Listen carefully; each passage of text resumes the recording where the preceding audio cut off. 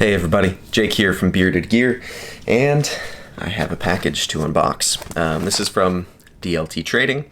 It is their newest Spyderco exclusive, and it's a model I've had before, but this is the first time it's been made into an exclusive. So this is my Spyderco Tuff, my new one, I should say. I had a Spyderco Tuff, the original version with the dimpled G10 and the dimpled titanium lock side, and it was CPM 3V blade steel, which I loved, thought that was awesome. And I ended up selling that knife to my buddy Kyle, DTOM Knives and Gear, because I loaned it to him to review, and he loved it and wanted to keep it, and so I sold it to him. But I liked that knife. I wouldn't have sold it otherwise, I don't think. Maybe eventually, but I still was kind of excited about that knife, and I've missed it since selling it. So when I saw that DLT was coming out with an exclusive version of the knife, this time in Cruwear with a black coated blade, green G10, it seemed like the right fit for me. So I went ahead and I pulled the trigger on one. Plus, I really like the guys over at DLT. They're awesome dudes, and yeah, so I just jumped on it. And I think as of when I'm filming this, I don't know by the time it goes live if this will still be true, but I believe they're still in stock at DLT. The Tuff is kind of a niche model, which is, I imagine, why that is. They're still in stock. It's very big, it's thick, it's heavy, and this variant is green and black. Not everybody's gonna like that. I don't know, it is what it is, but I got one because, like I just said, it speaks to me. I wanted one. So I'm gonna go ahead and bust it open. Using my Holt haptic to cut the box open at the moment. It seemed like the right move to carry the haptic today because I have my Holt Bladeworks shirt on, so why not? And I'm carrying my Avant as a secondary because that knife is gonna be in my pocket for the foreseeable future. Anyway, let's get into here. Just a little invoice thing, and here we have the box. It's wrapped up in paper, and let's get in here. There we go. Alright, just a normal Spyderco box. I think the last Tuff I had, if I remember correctly, actually came in one of the Spyderco pouches. I don't know if they're just not doing that anymore or what, but because these are a Taichung Taiwan knife, I do think the first one, because it was an expensive Taiwan knife, was in one of the like leather pouch things. I think. I'd have to go back and look at my unboxing, but I feel like I remember that. Anyway, this one is in a normal Spyderco box, and yeah, there you can see the model number, all that kind of stuff. This is an Ed Schemp design, and yeah, I don't know when the first iteration of the Tuff actually came out from Spyderco.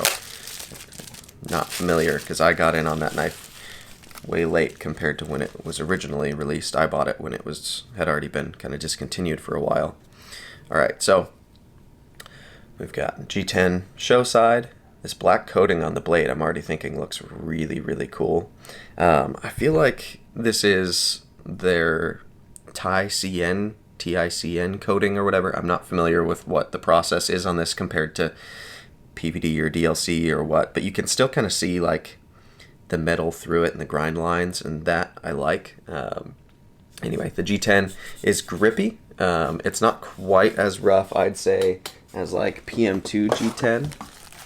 It's actually really similar though.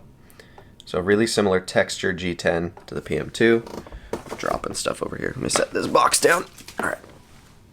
Yeah. So G10 show side over, I believe it's just a steel liner, and then we've got titanium lock side. Obviously, it does have a lock bar insert with over travel stop.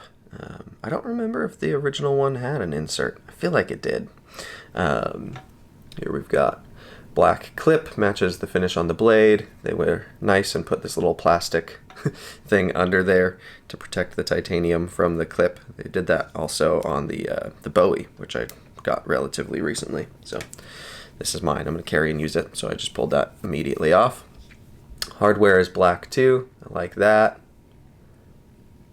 I also ordered a Lynch Clip for this. We'll see if it works. I messaged Casey to ask him if he knew that it did, and he said he's not sure, but maybe. So I got a military clip, Spyderco military, because I believe, and I'd been told, that the whole pattern is the same. What I did though is I got a left-handed one because the military is a tip down only carry, and this is obviously tip up. And so I think the way that they're curved, the left-handed one, if I mentally turned it around in my head correctly, will be the one that will fit this for right-hand carry correctly. I don't know. I'll do a video probably when that gets in showing whether it does or not, but let's see if it middle finger flicks. Yeah, that middle finger flicked well. Yeah, if you haven't seen my original videos on this model, it's a funky knife. The way that this angle is set up so that the knife kind of goes slanted down out of your handle, almost like a pistol grip, is pretty different. I don't really have other knives that do that. You've got a big, generous forward finger choil. You can choke all the way up like this. It is not a lot of cutting edge for the size of this knife overall, but you can choke up and use it and it feels like a good usable little blade, whereas if you're choked back here, it feels kind of like a defensive piece to me. But yeah, I kind of like that it's a different type of grip. In the sea of knives in my collection, this knife sticks out. So I don't know that I would say it's the most practical way to set up a knife in my opinion, but having carried and used one before, I know that I kind of liked the way it felt, and I like that it's different. At this point, I can put some things that are different in my collection for the sake of having things that are different. This blade coating looks really, really cool to me. I dig that a lot. I've been more and more over time, I've become a little bit jaded by like just the dull black DLC coating that you see on just about everything. Like Spyderco typically does coatings like this, and it just seems inherently kind of like a thicker layer of coating because you can't see through it at all to the material it's on, right? I don't like it when it's like this but just glossy either, then it just looks more like paint. But here you can see the grind lines in the fuller and on the blade, and it catches the light. That is a cool, well done coating. Time will tell how well it stands up to use and all that kind of stuff, but I think I saw also that Spyderco announced the other day that, or Blade HQ announced that they're doing another M4 smock, but this time coated, and instead of DLC coating like they've done on all their like coated M4 versions of Blade HQ, it's, I believe, going to be this same coating, which is kind of cool. That, in my opinion, makes the knife more compelling. I think that this type of coating looks way, way, way better. And it seems thinner. It just doesn't seem like paint. It seems like it's actually bonded to the metal, which is what these types of coatings are supposed to do from my limited understanding. Anyway, I think this looks sweet. Taichung, Taiwan, Shemp design, you can see marked over here. And then on this side, we've got it marked Cruwear and Spyderco with the Spyderco logo.